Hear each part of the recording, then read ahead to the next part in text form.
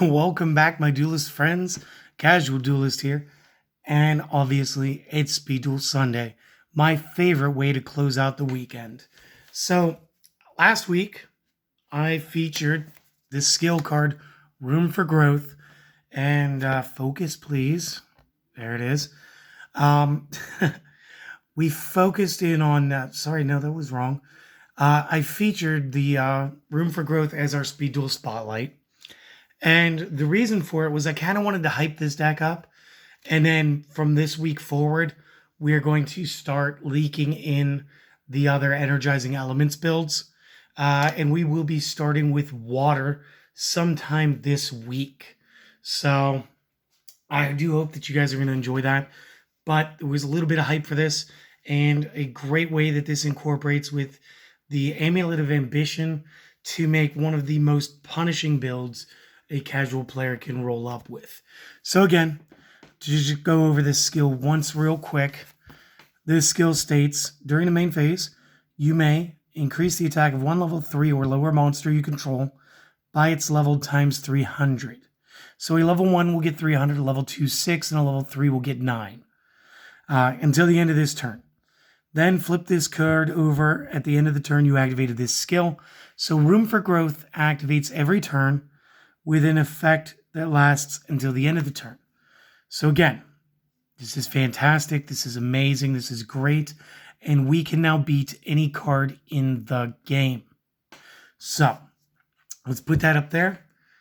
I'm going to take a quick tea break, which you guys won't even notice because I'm going to pause. And then we're going to get right into the deck. See? You didn't even notice. Anyway, going into the deck, we want to use level 3s. We want to use the level 3s for two reasons. One, they're going to gain 900. And any level 3 with 900 extra points beats any level 4 and most level 5s and 6s in the game immediately. So what we're going to play is we're going to play 3 Dragon Zombies. Dragon Zombie is the second strongest level 3 currently in Speed Duel that is also a normal monster. I don't know if this changes with effects, but I know that I tend to skew effects as extra power. So this will have us at 16, which means this card will be striking at a full Dark Magician 2500 when we add the Room for Growth skill card to it. Think that over real quick. Grab my cell phone. That means Dragon Zombie can go at Dark Magician, who is 4 star levels ahead of him. That's brilliant. That's what that is. Next up, one of the 2 monsters that tie for strongest level 3. And that would be the Hunter Dragon and, real quick, our Sonic Duck. Now, why are we playing these 2? Again, 17 plus 9 equals 26. Now we are beating said Dark Magician in phone. Brilliant. Which also means very shortly you will be able to strike even higher. And again, we're just talking about level 3s and just using the Room for Growth. Next up, let's complete the combo. Let's add the Amulet of Ambition. So the way that this works, and the way that I showed you guys to use this last time, was whatever the difference in star level between your opponent's monster and yours, your monster gains 500 times the difference in levels. So if it's a level 1 and a 10, the difference is 9. 9 times the 5 equals 45, which means a levels 1 with 0 attack points, we're going to call it Thousand Eyes Idol, beats level 10 God card Obelisk the Tormentor by 500 points. 800 if you add Room for Growth. Now, in the same instance where Sonic Duck beat the Dark Magician by 100 with the Room for Growth skill card, not counting the amulet, means that with the amulet, we're going to gain an extra 2,000 points and beat it by 2,100, which means your opponent's already at less than half their starting hit points from a duck, or a zombie dragon, or a really razor sharp looking hunter dragon.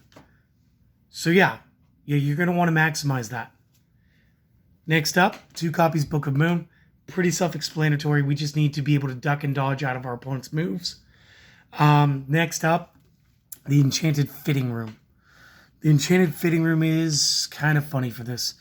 So what it does is it allows us to pay a cool 800 hit points, and we are going to excavate the top 4 cards of our deck and summon any excavated level 3 or lower normal monsters from our deck.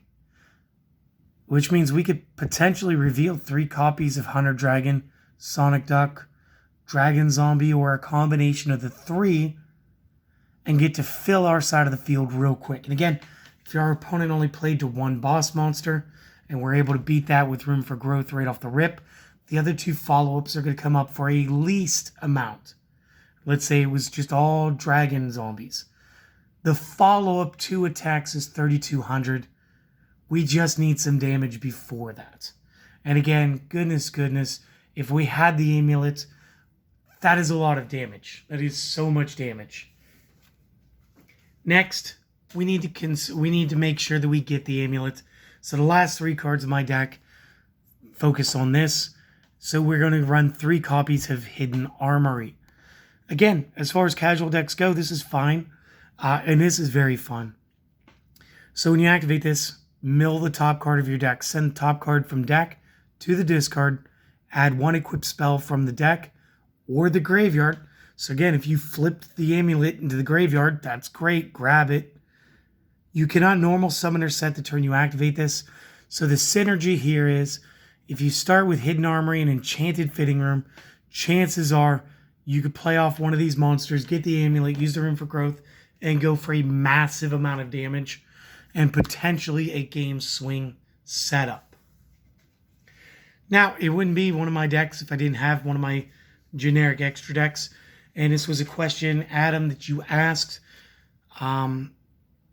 for your own edification. So one of my favorite basic ones, and you modify it as you go, is to use a single Blue Eyes Ultimate Dragon. Again, strongest single card in the game. It's like a 12-star. 12 and the 3s is just a quick 9. 9 and 5 is 4,500 difference with our amulets. So again, a monster with 0 would tie with him. And none of those are at 0, plus the 900 from room for growth. So just, even if you were facing what I'm playing, and there's no shot because nobody's going to be playing Blue Eyes Ultimate except off Waking the Dragons. So, no shot to see that. But if you did, strongest card in the game still gets beat every time.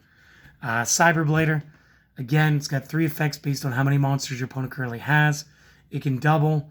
It can become indestructible. It could stop your opponent's activated card effects. So again, very cool.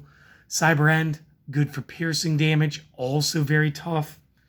I also tend to run 2 Ojama Kings. If you don't want to run 2 of these, you can run whatever else you like here.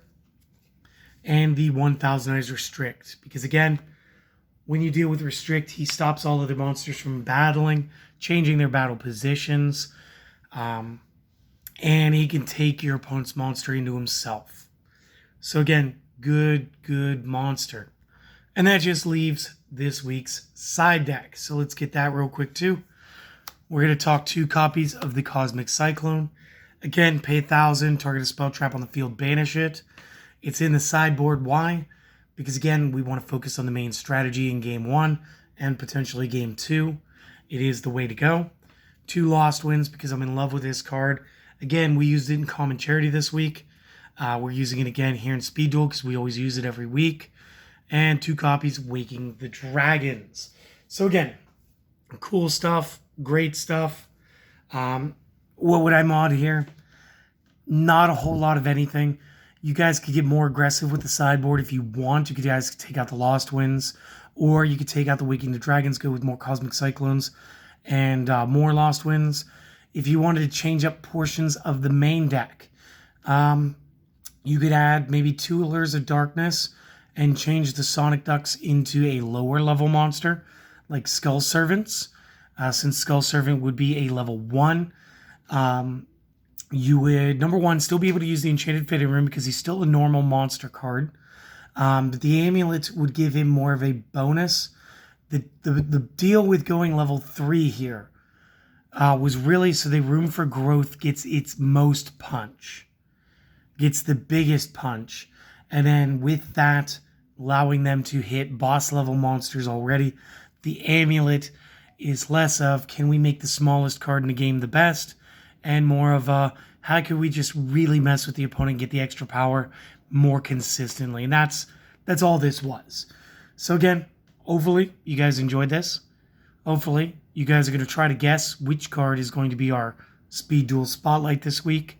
It is on the table right now. And hopefully you guys do all of the things. If you guys want to support the channel, like, comment, subscribe, share it with your friends.